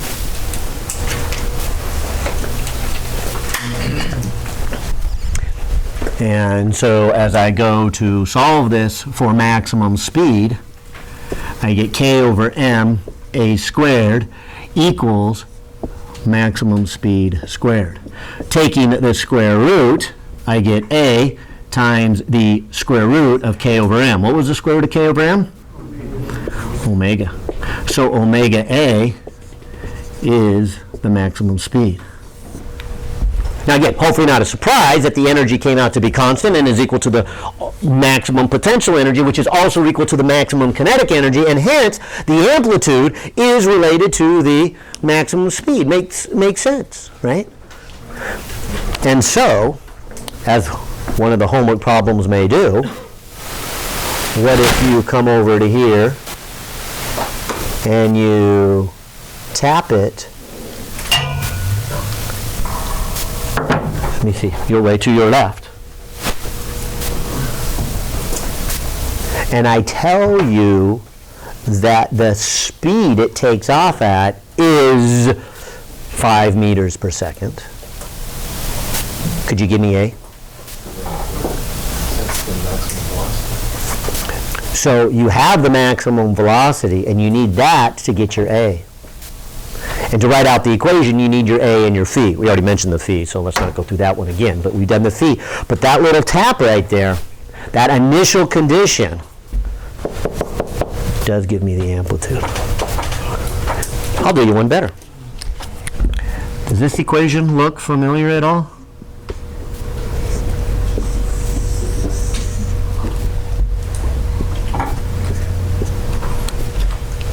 Chapter 10, circular motion. What's this? Yeah, if this was the angular velocity of a wheel going around, where this is the radius, how are we doing on time? This is the radius. What does this give you? Well, tangential. The tangential velocity, right, from chapter 10? Let's come back and look at this wheel. As we looked at this and compared this wheel, didn't we say that the amplitude was the same as that radius? Right? And so when this is either right here or right here, that object is right in the center. And so again, if you think about this as circular motion, you could say, well, this is the angular speed of the wheel, this is the radius of that wheel, this would get you the speed of that object going in the circle. And the speed of the object going in the circle would be the same as the maximum speed of the thing oscillating back and forth. Because when the thing's oscillating back and forth, right when it's at the center, that thing going back and forth is actually the same as the translational speed of something going in a circle. So again, the circular picture can be useful, but also got to be a little careful because it's not really going in a circle. And this would give us the speed, but it would give us only the maximum speed. It wouldn't give us a speed at another moment in time or another moment in position. In fact, I'll put that back on the board. Didn't we have the equation for the velocity as a function of time? What was it again?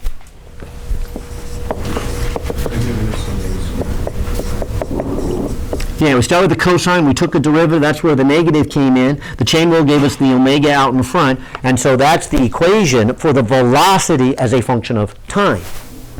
So if I were to pull it to the left or right, I let it go, and I say, what's the speed 3 seconds later? You can go ahead and say, all right, that's its speed 3 seconds later. But on the other hand, what if I pull it 3 centimeters to the right, I let it go, it shakes back and forth. What is its speed when it is 1 centimeter from equilibrium?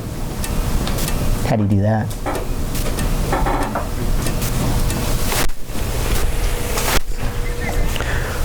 What is its speed when it is 1 centimeter? Do you see the difference in the question? What is the speed when it is 3 seconds? That's pretty easy, right? Put it into that one. That's a function of time. What am I really asking you for? Position. Position. How do you get velocity as a function of position? What was the key we learned in 121?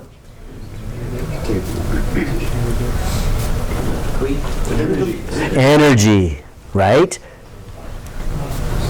Right? If you know time, you get things like acceleration, you get things like forces, but if you know position, you get things like energy. So watch. Let's try the energy. I know the total energy is 1/2 Ka squared. That, at any moment, should be the kinetic energy and the potential energy. There it is, right? This is a number that doesn't change. That's part of the setup. What's the amplitude? What's the spring of it? All right. And then once you know the position, that would tell you how much potential energy you have. So the rest must be kinetic. And that would give you the velocity. So we simplify this a little bit. We can then factor out a k and an x squared, divide it by an m, and get v squared. Or v equals the square root of k over m times the square root of a squared minus x squared. So there would be a different question. What is the velocity as a function of position? And we got back to the same mechanics, the same kind of questions we asked. In chapters 1 through 6, we always asked, what is the velocity as a function of time? And then once we got into energy, 7, 8, 9, and 10, we started asking, what is the velocity as a function of position? Is that v of x for the 1/2 and v squared?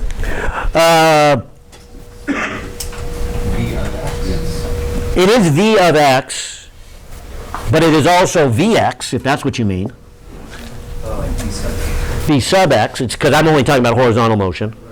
I do mean like of x. Yeah, would that make you feel better? Well, I'm just Yeah, it's the velocity at that particular instant, whether instant in time or instant in position, but since I know position in the equation, it really is velocity as a function of position.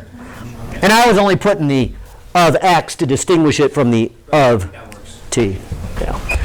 So whichever way works for you, but I do want to emphasize this is the equation to find the velocity as a function of time because we used accelerations and forces. This is the equation for the velocity as a function of position because we used energy. Fair enough? All right. Well, there's a lot more to be said in this chapter, but since it was our first day after being gone for 6 weeks, some of you look like that was a lot of math to wake up with. I will let you think about that for a while and see you in lab or see you again in class on Thursday.